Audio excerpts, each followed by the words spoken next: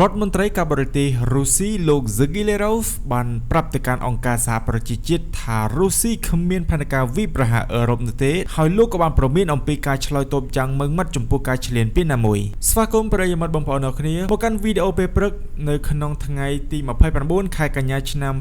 2025ដែលយើងនឹងលើកយកព័ត៌មានមួយអំពីការលើកឡើងរបស់រដ្ឋមន្ត្រីការបរទេសរុស្ស៊ីលោក Zagillerov នៅឯអង្គការសហប្រជាជាតិហើយប្រធានបទមួយទៀតនោះគឺពាក់ព័ន្ធជាមួយនឹងកងកម្លាំងដៃណាម៉ាកបានប្រទះឃើញនៃយន្តហោះគ្មានមនុស្សបើកមួយផ្សេងទៀតដែលបានហោះមកលើដែនអាកាសរបស់ខ្លួនដែលកំពុងតែមានការកើនឡើងនៃភាពតានតឹងស្របពេលដែលអង្គការ NATO បានកំពុងបង្កើននៃការប្រមានសម្រាប់ការបំពេញដោយយន្តហោះគ្មានមនុស្សបើកពីសំណាក់ប្រទេសរុស្ស៊ីចា៎ខ្ញុំក៏សូមប្រិយមិត្តបងប្អូនតាមដានជាមួយនឹងខ្លឹមសារនៃអត្ថបទព័ត៌មានទាំងអស់នេះតាមលំដាប់លំដោយដូចទៅប្រធានបទទី1យើងនិយាយអំពីការលើកឡើងរបស់រដ្ឋមន្ត្រីការបរទេសរុស្ស៊ីលោក Zagillerov នៅឯកិច្ចប្រជុំអង្គការសហប្រជាជាតិលើកទី80ដែលលោកបានឡើងថ្លែងសន្ទរកថានៅក្នុងមហាសន្និបាតនោះនេះបើយោងទៅតាមរបាយការណ៍ដែលបានចេញផ្សាយដោយទីភ្នាក់ងារសារព័ត៌មាន Reuters ដែលគេបានដកស្រង់សម្ដីអំពីការលើកឡើងរបស់លោក Zagillerov រដ្ឋមន្ត្រីការបរទេសរុស្ស៊ី Zagillerov បានប្រាប់មេដឹកនាំពិភពលោកនៅឯមហាសន្និបាតអង្គការសហប្រជាជាតិកាលពីថ្ងៃទី28ខែកញ្ញាថាទីក្រុងមូស្គូគ្មានចេតនាក្នុងការវាយប្រហារលើបណ្ដាប្រទេសអឺរ៉ុបខណៈពេលដែលលោកបានប្រមានថាការឈ្លានពានណាមួយប្រឆាំងទៅនឹងប្រទេសរបស់ខ្ញុំនឹងត្រូវបានឆ្លើយតបយ៉ាងម៉ឺងម៉ាត់ការថ្លែងរបស់លោក Zagillerov បានកើតឡើងចំពេលមានការព្រួយបារម្ភនៅក្នុងទ្វីបអឺរ៉ុបជុំវិញការហោះហើរដោយគ្មានការអនុញ្ញាតចូលទៅក្នុងដែនអាកាសរបស់ NATO ថ្មីនេះយន្តហោះរបស់សម្ព័ន្ធមិត្តបានបាញ់ទម្លាក់យន្តហោះគ្មានមនុស្សបើកនៅលើប្រទេសប៉ូឡូញខណៈដែលប្រទេសអេស្តូនីក៏បានរាយការណ៍ថាយន្តហោះចម្បាំងរុស្ស៊ីបានហោះចូលដែនអាកាសរបស់ខ្លួនហើយបានធ្វើដំណើរក្នុងរយៈពេល12នាទីមុនពេលដែលពួកវាបានហោះចេញទៅវិញយ៉ាងណាមិញរុស្ស៊ីបានបដិសេធនៃការចោទប្រកាន់នេះដោយបានអះអាងថាយន្តហោះគ្មានមនុស្សបើកមិនបានកំណត់គោលដៅលើប្រទេសប៉ូឡូញនិងបានស្ដីបន្ទោសចំពោះការរំខានទៅដល់សញ្ញារបស់អ៊ុយក្រែនការចោទប្រកាន់របស់អេស្តូនីអំពីការរំលោភដែនអាកាសក៏ត្រូវបានបដិសេធដោយទីក្រុងមូស្គូផងដែរហើយយ៉ាងណាក៏ដោយមន្ត្រីអឺរ៉ុបចាត់ទុកឧបទ្ទវហេតុនេះថាជាការបង្កហេតុដោយចេតនាដែលត្រូវបានបង្កើតឡើងដើម្បីសាកល្បងប្រតិកម្មរបស់ NATO លោក Zagillerov បាននិយាយដោយសំដៅទៅលើការអះអាងថាក្រុងមូស្គូអាចវាយប្រហារប្រទេស NATO ថារុស្ស៊ីមិនដែលមាននិងមិនមានចេតនាបែបនេះនោះទេ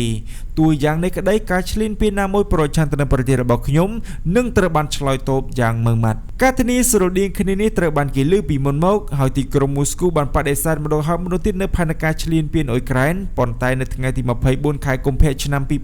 2022កងកម្លាំងរុស្ស៊ីបានបើកការវាយប្រហារតាមអាកាសនិងបើកការវិលុកដោយកងទ័ពថ្មើរជើងពីទិសជាច្រើនពីប្រទេសបេឡារុសទៅកាន់ទីក្រុងគីវពីគ្រីមៀទៅកាន់ភាគខាងត្បូងនិងពីដុនបាសឆ្ពោះទៅកាន់ខាគីវប្រធានាធិបតីអាមេរិកលោកដូណាល់ត្រាំបានប្រាប់មកកាន់អ្នកសារព័ត៌មានកាលពីដើមសប្តាហ៍កន្លងទៅនេះថាលោកជឿថាអ៊ុយក្រែននឹងអាចទាមទារយកនៅទឹកដីរបស់ពួកគេទាំងអស់បានមកវិញពីប្រទេសរុស្ស៊ីដែលនេះគឺជាការលើកឡើងអំពីការចាក់ចេញដ៏គួរឲ្យកត់សម្គាល់សម្រាប់ការនិយាយពីមុនរបស់គាត់ដែលបង្ហាញថាទីក្រុងគីវប្រហែលជាត្រូវប្រគល់ទឹកដី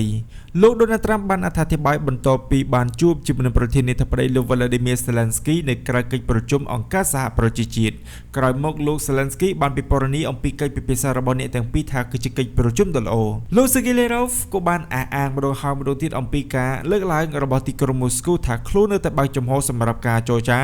លោកបាននិយាយថារុស្ស៊ីបាននឹងនៅតែបើកចំហសម្រាប់ការចរចាដើម្បីលុបបំបាត់មូលហេតុនៃចំនួនតាំងពីដើមដំបូងមក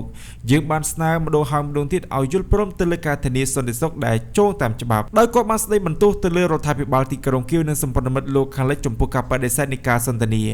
លោកក៏បានចោទប្រកាន់ NATO ពីការប៉ុនប៉ងឡោមព័ទ្ធដោយយោធាទាំងអស់នៅតំបន់អឺរ៉ាស៊ីហើយបាននិយាយថាទាំងសម្ព័ន្ធភាពនិងសហភាពអឺរ៉ុបមិនគួរមានការសង្ស័យឡើយអំពីឆន្ទៈរបស់រុស្ស៊ីក្នុងការឆ្លើយតបទាំងផ្នែកយោធាប្រសិនបើមានការគំរាមកំហែងណាមួយបាទប្រិយមិត្តបងប្អូនអ្នកគ្នាដែលនេះគឺជាការលើកឡើងរបស់លោក Zagillerov ដែលជារដ្ឋមន្ត្រីក្រសួងការបរទេសរុស្ស៊ី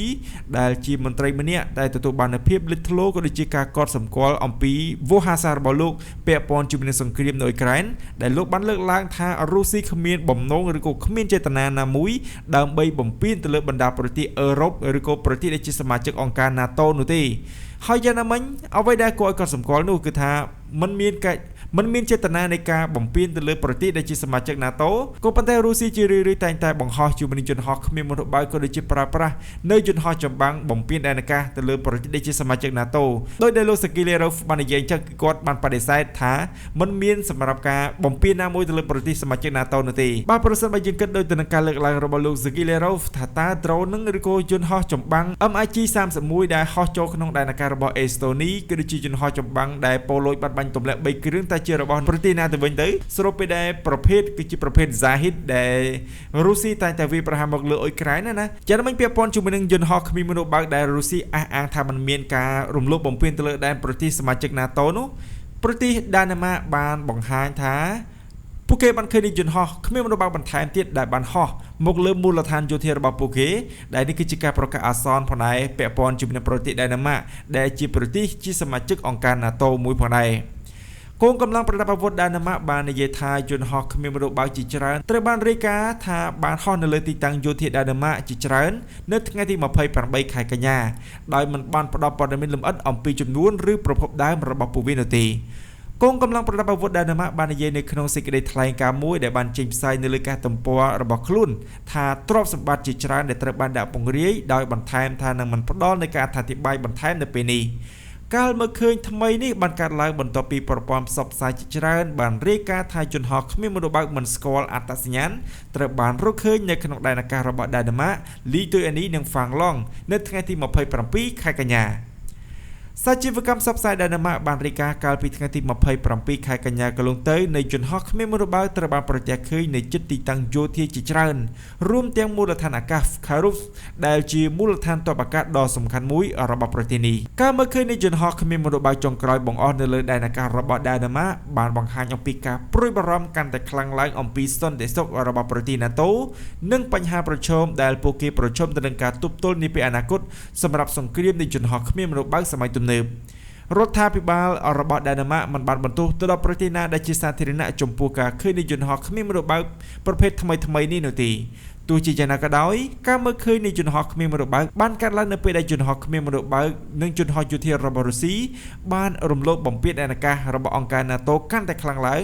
ដែលជំរុញឲ្យមានការប្រុងប្រយ័ត្នខ្ពស់និងការត្រៀមខ្លួនរួចជាស្រេចនៅទូទាំងសម្ព័ន្ធភាពបាទដែលនេះគឺជាការអះអាងរបស់ដាណឺម៉ាកថាមានយន្តហោះគ្មានមនុษย์បើកដែលមិនស្គាល់អត្តសញ្ញាណឬយន្តហោះគ្មានមនុษย์បើកអនាមិកដែលបានហោះមកលើមូលដ្ឋានយោធាដាណឺម៉ាកដែលបានសម្រេចឲ្យកងកម្លាំងរបស់ដាណឺម៉ាកប្រកាសសម្រាប់ការត្រៀមខ្លួនគឺដូចជាការប្រើប្រាស់ជាមួយនឹងបច្ចេកវិទ្យាទប់ទល់ទៅនឹងយន្តហោះគ្មានមនុษย์បើកសម្រាប់ការប្រកាសអាសន្នណាអ្វីដែលគួរឲ្យកត់សម្គាល់នោះនៅថ្ងៃទី24 ខែកញ្ញាឆ្នាំ2025កន្លងទៅប្រធានាធិបតីដូណាល់ ត្រាំបានបើកភ្លើងខៀវពាក់ព័ន្ធជាមួយនឹងរាល់យន្តហោះគ្មានមនុษย์បើកឬក៏យន្តហោះយោធារបស់រុស្ស៊ីឬក៏ប្រទេសណាផ្សេងដែលបំពានដែនអាកាសរបស់អង្គការ NATO ប្រទេសដែលជាសមាជិកអាចប្រើប្រាស់នៅសិទ្ធិការពារខ្លួនក៏ដូចជាការពារនៅដែនអធិបតេយ្យភាពរបស់ខ្លួនដែនអាកាសរបស់ខ្លួនពួកគេអាចបាញ់ទម្លាក់បានគ្រប់ពេលវេលាបាទពលគឺលោកដូណាល់ ត្រាំបើកភ្លើងខៀវទន្ទឹមនេះជាការឆ្លើយតបទៅនឹងការបំពាននេះផងដែរអង្គការ NATO ដោយផ្ទាល់ក៏បានបញ្ចេញនូវបេសកកម្មមួយដែលពួកគេបានប្រើប្រាស់សម្រាប់ភាគខាងកើតនៃដែនអាកាស NATO នោះគឺបេសកកម្ម Eastern Sentry សម្រាប់ការប្រើប្រាស់នៃយន្តហោះចម្បាំងយោធាក៏ដូចជាការប្រើប្រាស់ជាមួយនឹងបច្ចេកវិទ្យាតាមដានការពារនៅដែនអាកាសរបស់ប្រទេសដែលជាសមាជិកអង្គការ NATO នៅតាមបណ្ដោយព្រំដែនជាប់ទៅនឹងប្រទេសរុស្ស៊ីនិងអ៊ុយក្រែនក៏ដូចជាប្រទេសបេឡារុស